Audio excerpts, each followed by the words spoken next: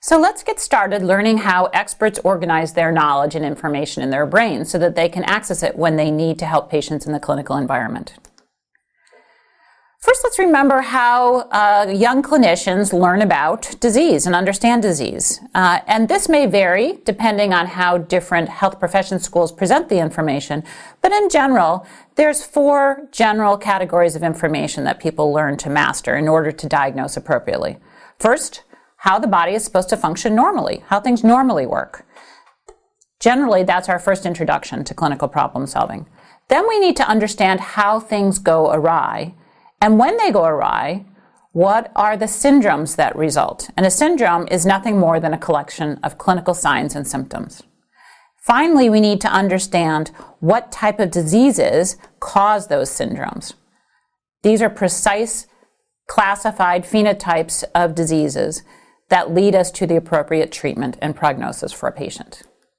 When novices or beginner clinical problem solvers learn all of that information, how things function normally, how things go awry, what kind of signs and symptoms or syndromes result from that, and what diseases might be causing that, how do they store that information? Well, typically it's stored in a sequential manner in isolated folders, maybe a folder on vasculitis, and then one on AIDS, and one on myocarditis, and one on TTP or thrombotic thrombocytopenic purpura. And then they stack these folders in somewhat of a random order. They're not necessarily nicely organized in the file cabinets you might hope to have in your home or work office.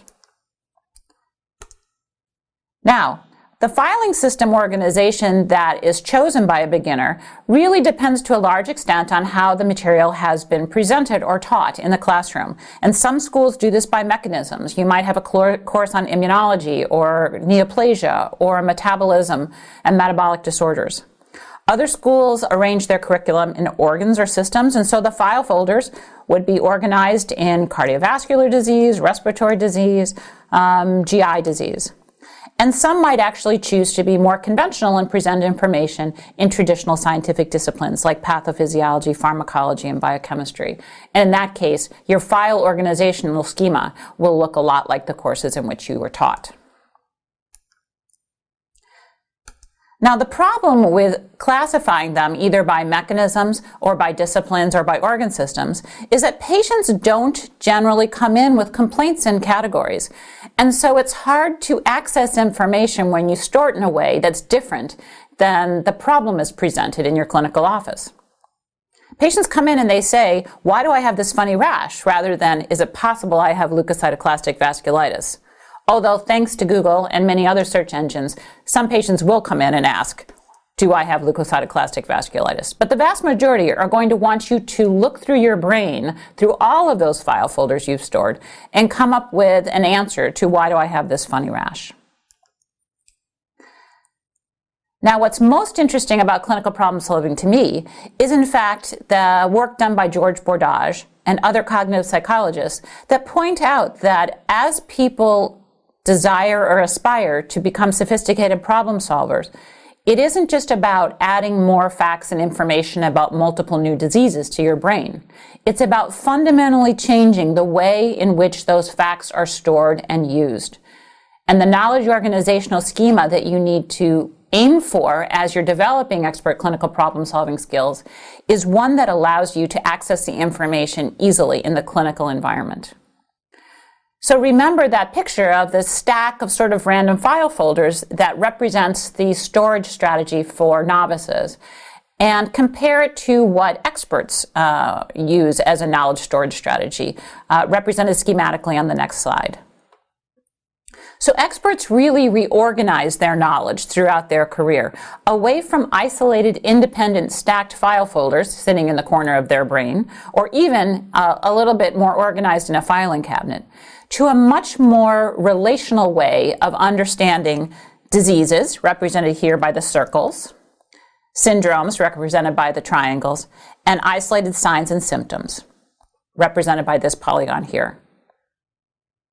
It is essentially a new neural network that can be entered at any level. You can enter it if you want to learn about a disease, you can enter it if you want to analyze a syndrome, or you can enter it because a patient has described a particular symptom.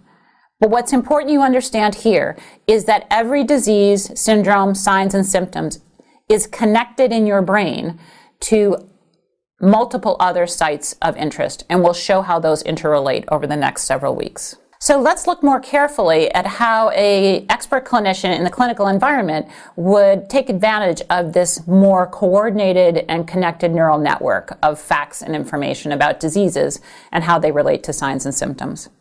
So say a patient comes in and complains about symptom number 2. Well, understanding the way in which that expert's brain is organized, they will then seek to see whether that patient also has symptom number 1, and if so, realize that that constellation of symptoms can be described by this syndrome and therefore might be caused by one of these 2 diseases, but not by this disease over here.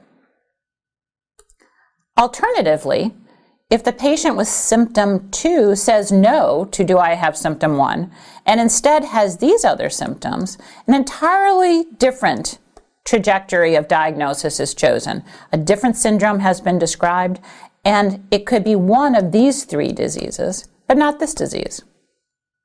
That's how this schematically looks if you were to pour into or peek into the brain of an expert.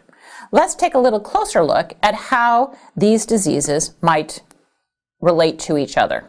Now, what's true about clinical problem solving is that many diseases can cause the same syndrome. And a syndrome, again, is just a constellation of signs and symptoms. So let's look at the syndrome of pharyngitis. Remember, Mr. Leader, our first patient, Jeremy, has a sore throat. We'd call that pharyngitis.